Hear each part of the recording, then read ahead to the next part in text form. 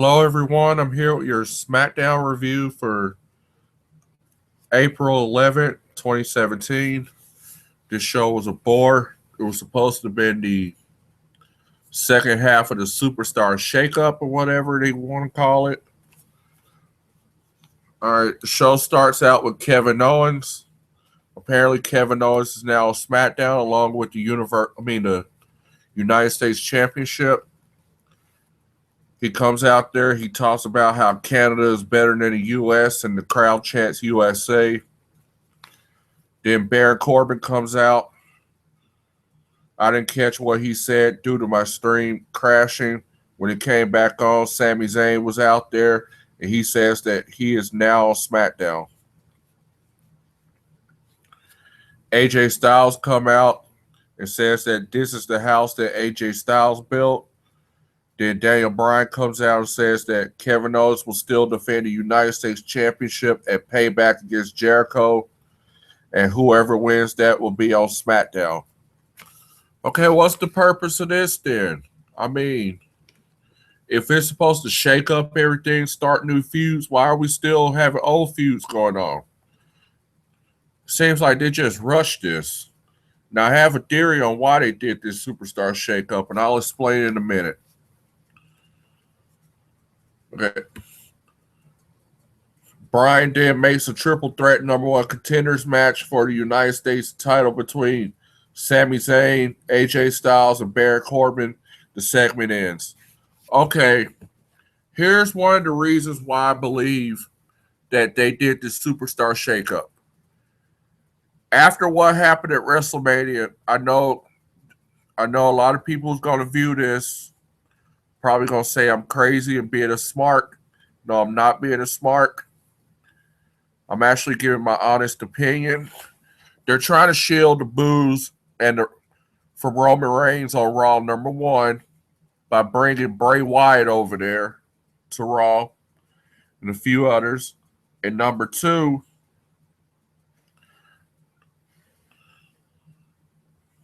they're going to do a Shield reunion on Raw pretty much, try to get Roman over. That's why Ambrose is over there. And number three, that way when the viewership goes down, because a lot of people are going to stop watching, because a lot of people are still pissed off at Roman Reigns, and a lot of people are not going to be wanting to watch Raw now. So that's why they hurried up and did all this shakeup. That way, when the viewership goes down, they can blame somebody else for the ratings to go down besides Roman Reigns. So, whatever. That's my honest opinion about it. I wouldn't put it past Vince McMahon to do something like that because he did it with Cena. So, all right, back to the review. Eric Rowan versus the WWE champion Randy Orton happened. Apparently, Orton will be at Payback and he will defend the belt against Bray Wyatt in a House of Horrors match. Again, what's the purpose of doing this when Bray Wyatt goes to Raw and still going to have a match against Orton? Like I said, this match should have been at at Backlash. And then they should have did this whole shakeup after both of those Payback and Backlash happened. They should have did this Superstar shakeup and started fresh. Okay?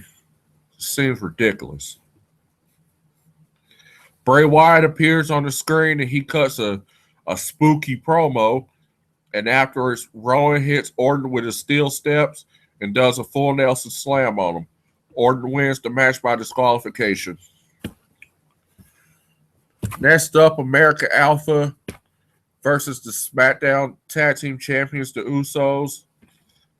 Back from commercial, the Usos are already in the ring. They got jobber entrances. And then American Alpha comes out. This match is for the belts. The Usos won. After the match, the Shining Stars appeared and attacked American Alpha. The Shining Stars are on SmackDown now. Yippee. Whatever. Fucking jobbers. Shane McMahon will be having a SmackDown Women's State of the Union address later in the show. Boo. Then afterwards, Mojo Rawley faces Jinder Mahal. Jinder Mahal is now on SmackDown. Rob Gronkowski is at ringside again. He's Mojo's buddy. If anyone forgot, Rob is from the New England Patriots, and he helped Mojo win the Battle Royale at WrestleMania. Jinder gets in Rob's face again, and Rob splashed beer on him, and Mojo won the match. How exciting. Everybody says SmackDown's better than Raw. All this brand warfare. Yay, SmackDown's great. I guess if that's your opinion, then I don't know what the fuck y'all watching. Up next is the State of the Union address for the SmackDown Women's Division. Shane McMahon comes out, panders to the crowd. Then he had the entire SmackDown's women's roster come out. James Ellsworth is out there with Carmella looking like a broke-back Fred Durst from Limp Bizkit. He gets on the mic and says Naomi is a horrible champion and tries to put him and Carmella over. Beastmaster Naomi takes the mic from him, squabbles, and Shane introduces the new additions to SmackDown. One is Tamina. Then Shane introduces Charlotte, and the segment ends. What a waste of fucking time. So, at least with Charlotte now on SmackDown, at least we ain't got to see Charlotte versus Sasha for every fucking week and every pay-per-view on Raw. So, at least that's one good thing. Whatever. Oh, and apparently Byron Saxton is on SmackDown now. David Otunga will be on Raw. Oh, how exciting. No, can we just fire all these commentators and have Jim Ross and the King on Raw and pay Stone Cold Steve Austin to commentate by himself on SmackDown? That would be so fucking awesome. The commentators say that Rusev, Sin Cara are on SmackDown now. Rusev is injured, so when he comes back, he'll be on SmackDown. Aiden English is in the ring with a spotlight on him, and he is singing. Ty Dillinger interrupts him, and they have a match. Ty Dillinger won. After a commercial, we see a vignette of Lana doing a pseudo striptease, and Lana coming soon appears on the graphic. I don't know what this means, if Lana's wrestling or whatnot, but looks like she won't be with Rusev when he comes back. So, Ziggler's in the ring with a mic and nobody's giving a fuck what he's saying. He's standing out there looking gay. Nakamura comes out. Ziggler talks some more and the crowd sings Shinsuke's theme. Nakamura tells Ziggler his name.